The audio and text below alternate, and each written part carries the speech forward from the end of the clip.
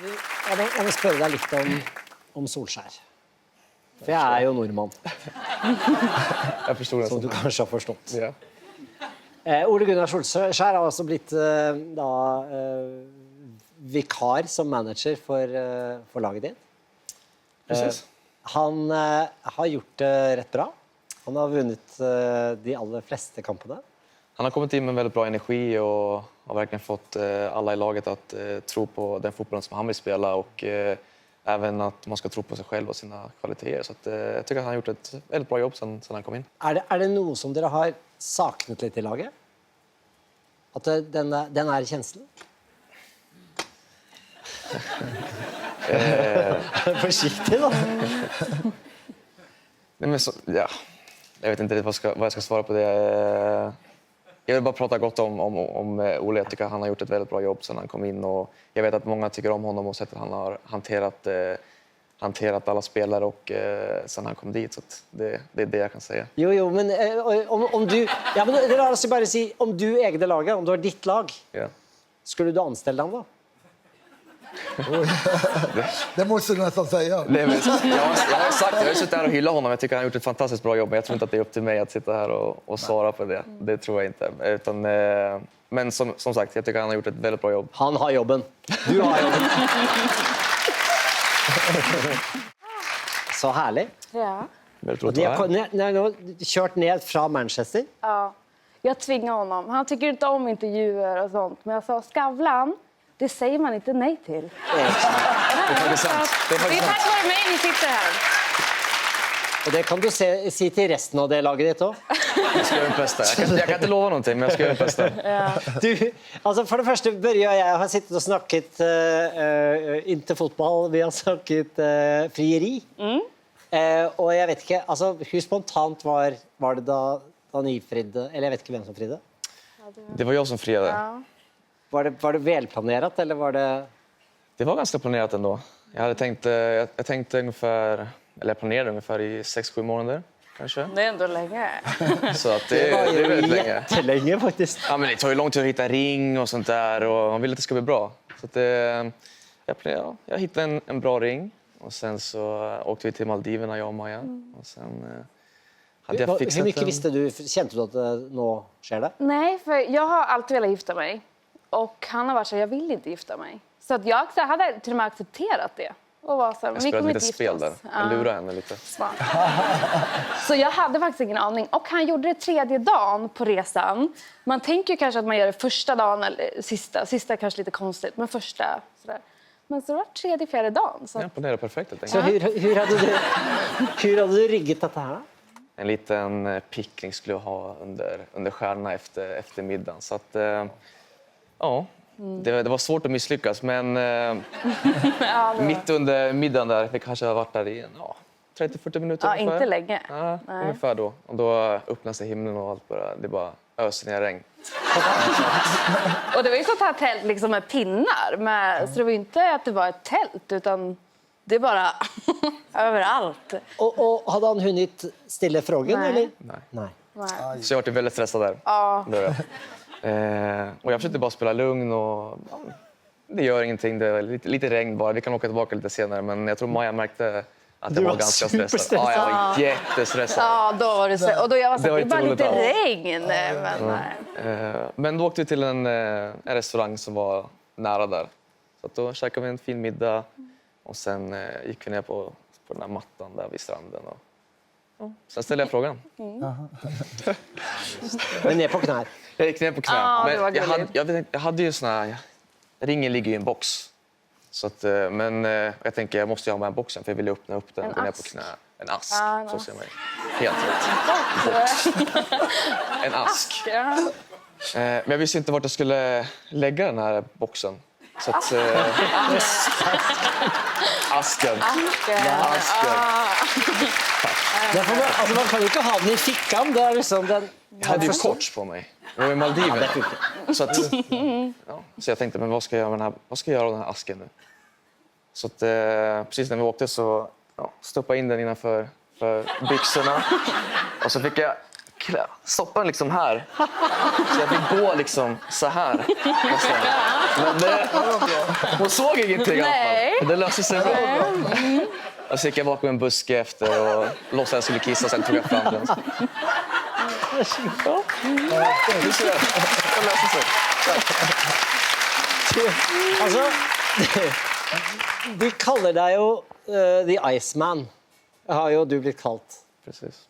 Det känns ju inte sån som du är så Nej, jag vet faktiskt inte varför jag har fått det. Som jag Förstår du det? Ser du, är det The Iceman du vaknar med hver morgon? Jag tror att de syftar på hur han är utåt, just med media. Och det är sällan man får ut någonting av dig. Ja. Jag tycker asken var rätt bra. Alltså, i och för sig. Men så jag antar att det måste vara därifrån, tror jag. Jag tror att det är lite mix kanske, så som jag är som, utåt. Jag är ganska privat av mig och tycker inte om att dela med mig av så mycket saker.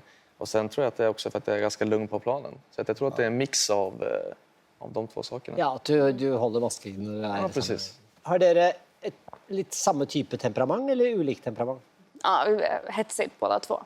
Ja, nu tror ju ni att han inte har ett temperament, men det har han ju. Jag tänkte att The Iceman är så lugn.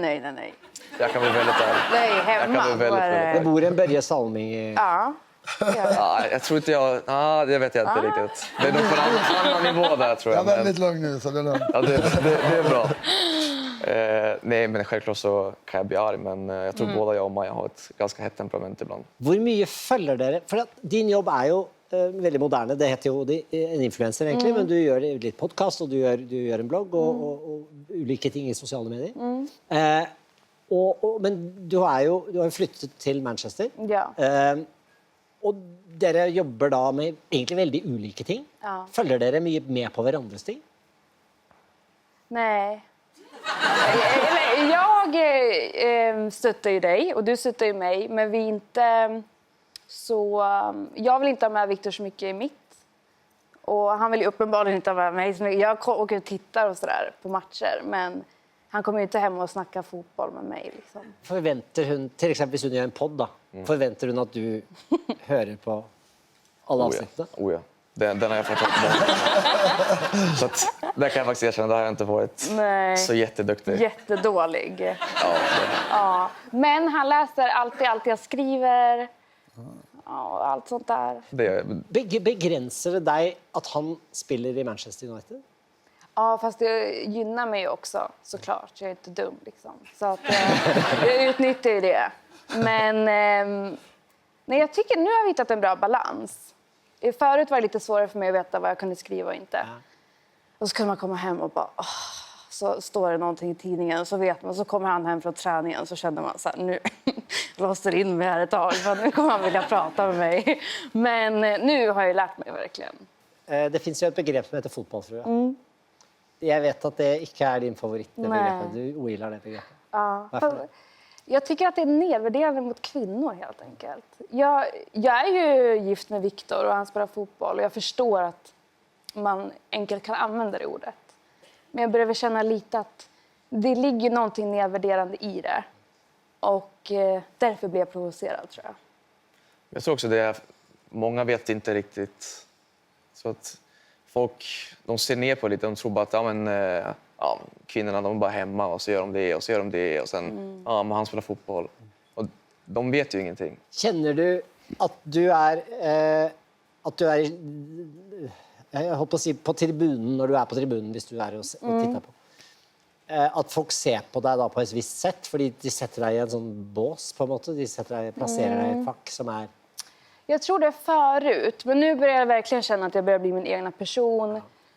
Idag när jag skrev att jag skulle hit, då skrev jättemånga att de skulle kolla bara för att jag är med, inte för att han är med. Så jag känner att jag har kommit någonstans.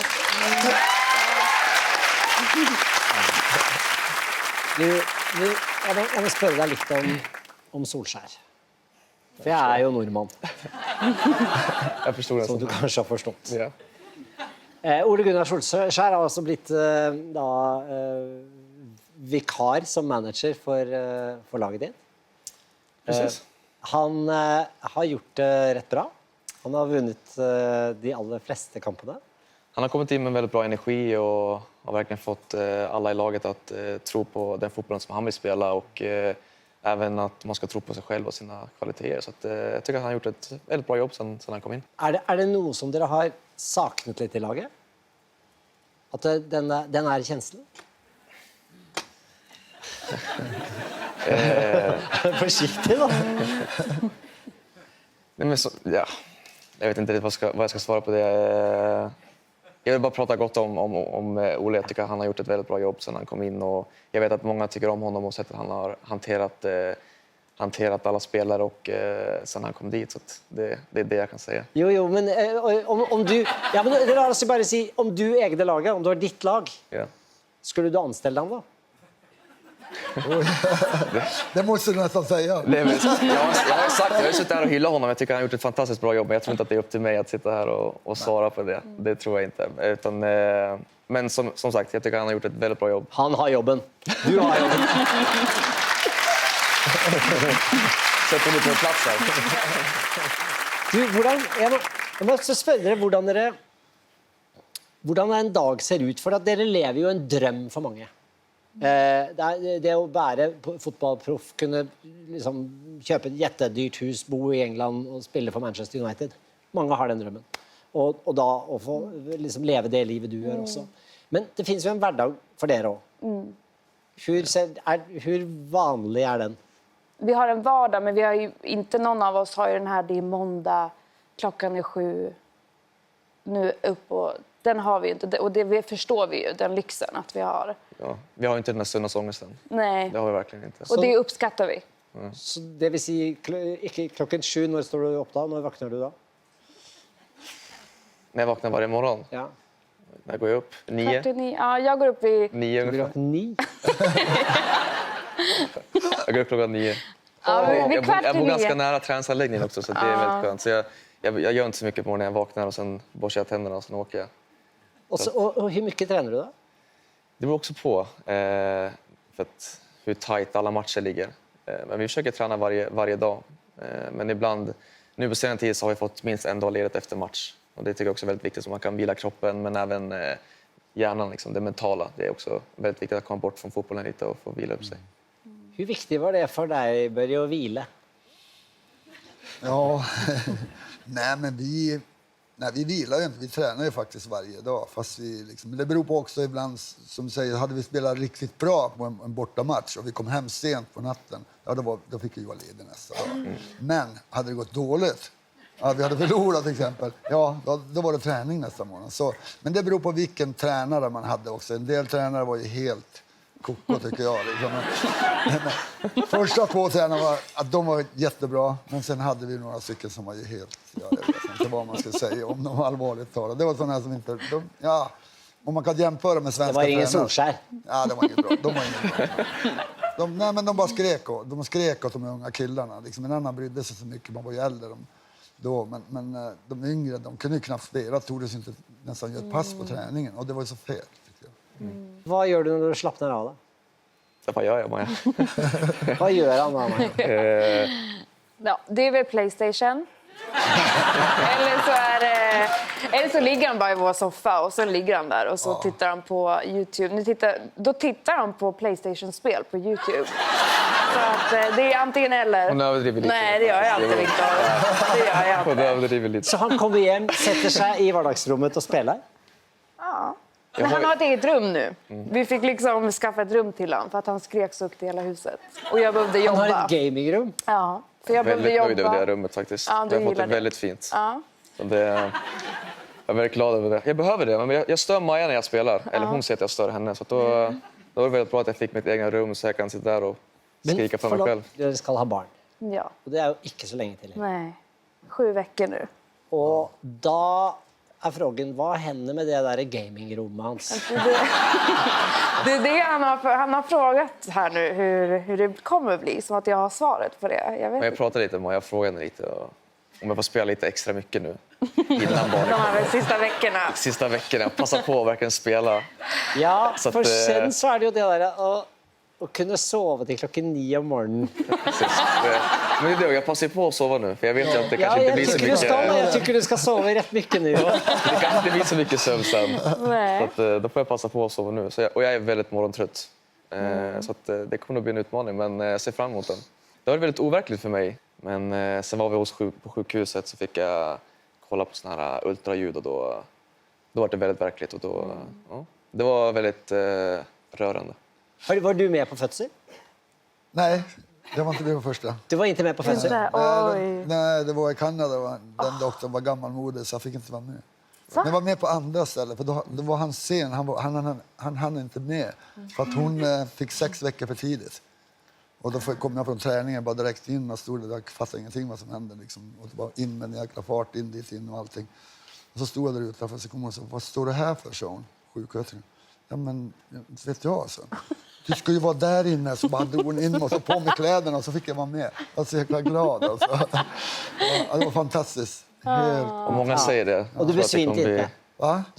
Du fallt inte omkull, du besvimte inte? Nej, men jag hade mycket skrumpor. Man kunde inte klaga i alla fall. Det bitade sönder armen på mig, men det var bara att bita ihop då. Jag känner hur man tar. Man kan inte klaga när man är där. Nej, absolut inte. Det får bara vara stöttande. Men jag kan tänka mig att det var väldigt mäktigt. Det är något som jag också ser fram emot. Ja, gud ja. Det har du. Det kan jag skriva under på. Det tror jag. Lycka till och tusen tack för att du är här ikväll. Vi ska få in i fler gäster. Hope you enjoyed the clip. For more interesting conversations, please hit subscribe.